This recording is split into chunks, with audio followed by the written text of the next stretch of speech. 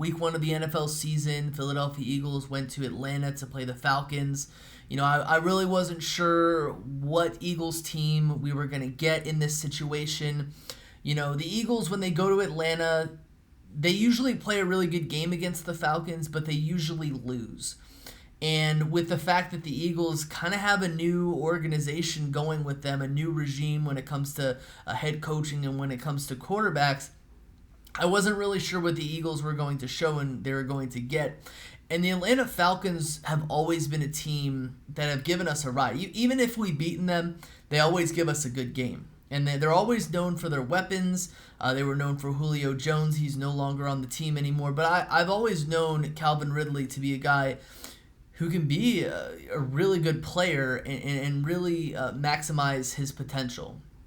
He's been a fantasy wide receiver of mine for years, and he usually plays well. Kyle Pitts being a guy out of Florida who, let's just be honest here, just be plainly honest here, was a guy who I expected to be very, very good. And, a specific Eagles fan talked about how he had stone feet, which I don't think that he has stone feet.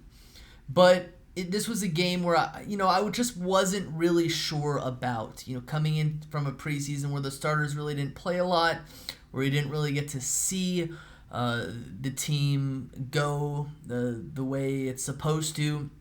And let me just say that I'm pleasantly surprised. Now, when it comes to these recap videos, one thing that I really want to do is I really want to give you my positives and my negatives. I first of all apologize because I am a bit of a perfectionist when it comes to things, and when I see things that I wouldn't do, I kind of get upset about it. So I'm going to talk about that later on. Jalen Hurts, he played really well.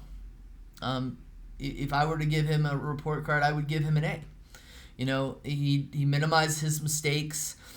He let the plays come to him when there were points in time where the pocket collapsed. He ran out of the pocket. He didn't seem to panic at all. He seemed to have command, and he seemed to have command of the players on the team. And when it comes to leading a team, he did very well with that. And I think that there's going to be a lot of people who want to say quiet up the haters, but I think you got to pull up the Jets a little bit because it's game 1, and I'm going to talk about that later. But the fact of the matter is that we have 16 more weeks to go, and you never know what's going to happen moving forward. The weapons on this team played very well. Devontae Smith had a very good performance in his first game. We had a touchdown from Rager. The offensive line, I felt like, held up very well. And when you have a quarterback that's mobile, then that's when you have situations where he can either bail out the offensive line or not bail them out at all. The running back situation, I feel like, was a positive when it came to Sanders and when it came to Gainwell. So when it came down to it, I wasn't really as worried about the offense as I was worried about the defense. Now let me just say that I don't know really what happened to the Atlanta Falcons because they have weapons, and I don't really think our defense is that good, but for whatever reason on the field we happened to clobber them. They had a lot of missed opportunities that we made better for. And later on in the game, when the score was like 15-6, 22-6, we were just, in the back end, we were just teeing off on Matt Ryan because their bread and butter in the first part of the game was running the football, and they did that very effectively. One of the negatives that I have for this defense is the fact that they let the run go at will. Mike Davis and Cordero Patterson just had their way with us early on in the game, but they just were unable to plunge it into the end zone. They had to kick field goals. And if you're a team that kicks field goals and doesn't get touchdowns, then you're probably going to lose the game unless the other team can't get touchdowns either. So that, in my mind, was the biggest difference in the game, was the fact that the Philadelphia Eagles, we were able to get touchdowns, and the Atlanta Falcons were not able to get touchdowns. It's fairly easy and fairly simple there. I feel like the Eagles played with more intensity, and despite the fact that Arthur Smith seemed like more of a serious head coach and Matt Ryan seemed like more of a serious quarterback, we happened to win the game. I feel like the defensive backs played well, but I think that there are a lot of mistakes made. A few ticky-tacky calls that went our way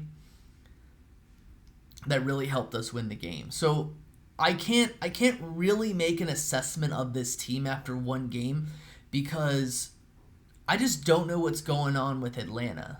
I don't know what's going on with that team. That should have been a much closer game, but for whatever reason, we kind of just psyched them out.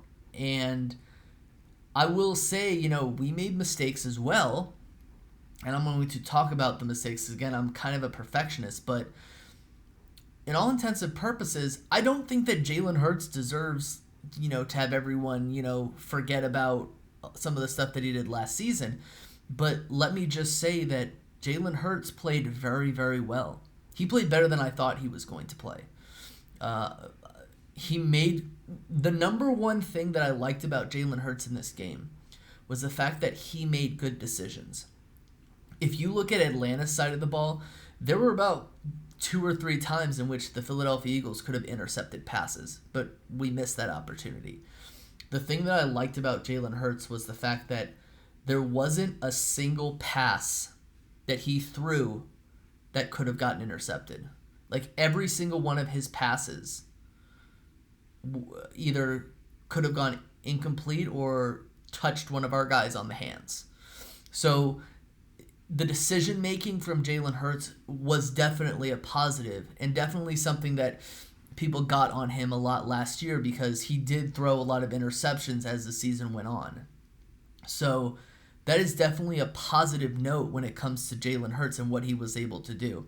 Now, to end up on, I think that like I talked about how the rushing defense was not good. I feel like if we played against a competent team or a team that seemed more competent, we probably don't win that game because, we're not able to stop the run. If you're not able to stop the run the whole game, then you're essentially screwed.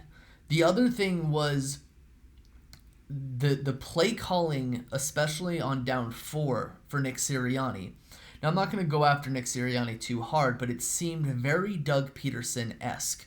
And when I say it's very Doug Peterson-esque is when Doug Peterson was the coach of the Philadelphia Eagles, there were points in time where instead of taking the field goal or punting, which might have been a better idea to kind of pin the other team down in their own territory, they instead elected to go for it on 4th down and miss it. My thing about 4th down calls is you better have a good 4th down call. If you don't have a good 4th down call, then let me just say this right now. You're not going to succeed much longer as a head coach. And I could say that a lot about Doug Peterson because we would go for it on these 4th and 4, 4th and 7, 4th and 8, and they were just bad calls. So that's why I'd say that it was definitely very Doug Peterson-esque when Nick Sirianni was calling these plays. So I would say that's a knock on him. This is his first game. But like I always say, you better be calling a good play on 4th down or else it's not going to be successful. Another thing that I'm looking forward to in the future, we played a lot in the shotgun. Like a lot. We only had like 1 or 2 plays under center while we were actually trying. I want to see more of that. I want to see a lot more trickeration. I want to see a lot more of Jalen Hurts design plays that'll get him misdirecting the defense. Because that's what I see from a lot of these teams, and that's what I see from success with a lot of these teams, and I didn't see it very much from the Eagles. So that is my assessment of this game. Great win by the team. We blew them out. The first blowout I've seen the Eagles make in over a year. And, again, there's 16 more weeks in the season or games in the season, so let's not get too comfortable because, we saw the Dallas Cowboys play against the Buccaneers, and yes, they did lose, but one could say that Dak Prescott definitely outperformed Tom Brady in certain occurrences. So, we definitely have a lot more to go. And you might think week one, winning week one is the most important thing. It's actually not. It's actually not. It's half the battle, and we have more to do.